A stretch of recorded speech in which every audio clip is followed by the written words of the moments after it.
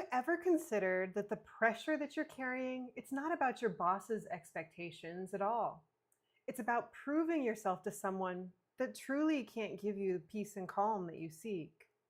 Just a quick gut check, yes or no. Do you feel like you're performing or conforming instead of just producing? Adapting yourself so that you can end up getting your boss's approval? For example, maybe it shows up as over preparing, second guessing, watering down a message, just to avoid your boss's disappointment. Any of that sound familiar? Give a yes or no in the chat. Let me know that you're there. Well, we give you guys a chance to respond. Double check everything. Hopefully everything's streaming smoothly again. So again, yes or no, does some of that sound familiar to you? And if it does, maybe it's that you just feel that you're constantly reading between the lines and adjusting how you show up, wondering if your boss is satisfied or if you're falling short again. You replay conversations, rework your tone, and just try to stay ahead of whatever the next demand is. There's a shift that ends up occurring in yourself when it's not just about excellence anymore, but it's about approval. And that's when it starts taking a real toll. When someone else's opinion, like your boss's, feels louder than God's, it can distort your confidence, your peace, even your sense of identity. So before we dive in today, I'd love to know what kind of pressure or interaction from your boss tends to throw you off the most.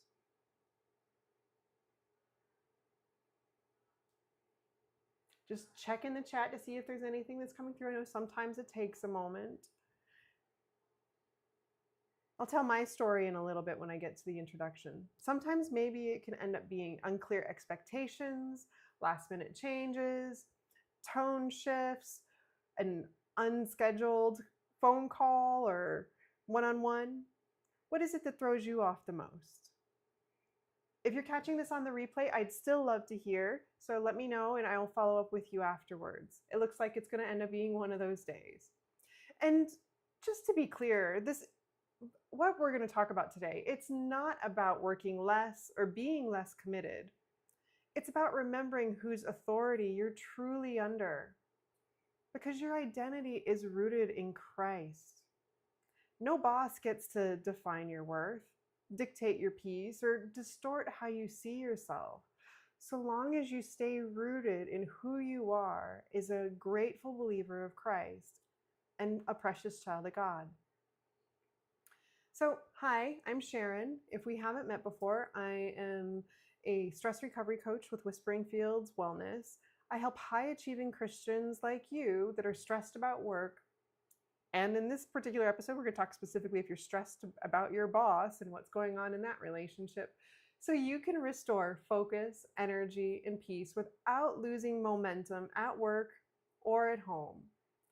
So just curious, actually, let's take this one and just keep that to yourself. We're going to take a self-reflective moment, I think, for this one. Where have you recently felt more led by fear of criticism than self-confidence or Godfidence, which we'll get into talking about in a little bit?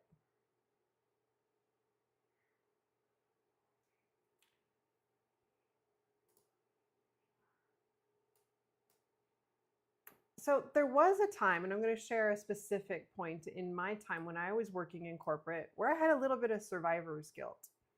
People that I respected and viewed as capable, they were let go as part of a restructuring without very much notice.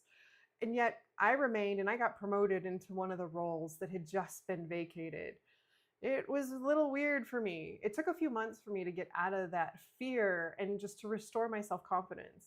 And literally, there was, in that time frame, every single phone call I got from my boss or thing that got scheduled, slightest thing that he had for feedback for me, I almost felt that it was completely overblown. I was expecting him to fire me and to see that I was an imposter, that he had promoted me too early, because I ended up vacating a spot of people that had been doing a good job. And so it took a little while for me to get out of that and to recognize that and to get anchored back into who I was with my self confidence and Godfidence. So, what's your story? You got one in mind? Okay, and we're going to just keep talking through this particular story that you've got in your head through the course of the next few minutes. So, as I was prepping for today, I realized one thing that I'm taking a big leap on and assuming. I am assuming that you're